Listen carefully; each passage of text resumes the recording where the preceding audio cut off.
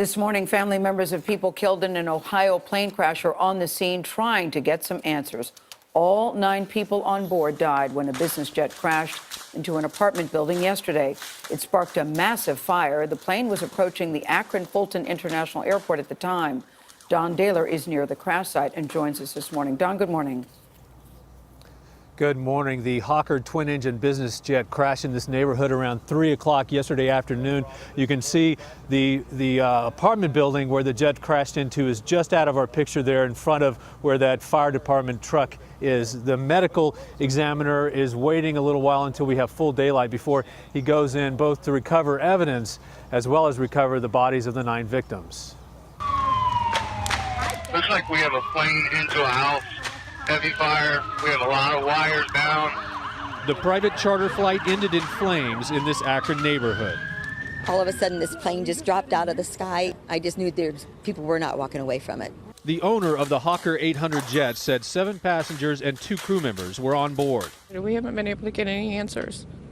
We've been up all night. Jeannie Ferrara says her sister Diane Smoot was killed in the crash.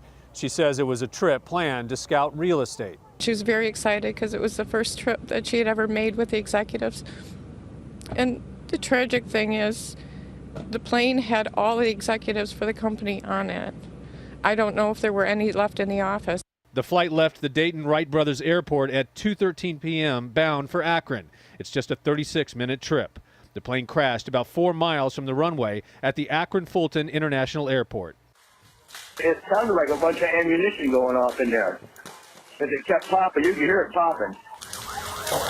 Witnesses told emergency dispatchers the plane clipped telephone and electrical wires and then slammed into the apartment building. An airplane just crashed into these houses right in front of me. It started to turn, so the wing hit a bunch of lines. It just went straight into them. Its fuselage came to rest in an embankment behind the building. The fire burned for hours, making the initial investigation difficult. This is a very complex situation, and it needs to be done very carefully, and everything needs to be documented well. No one on the ground was hurt. This man said the building that was hit is the place his friend called home.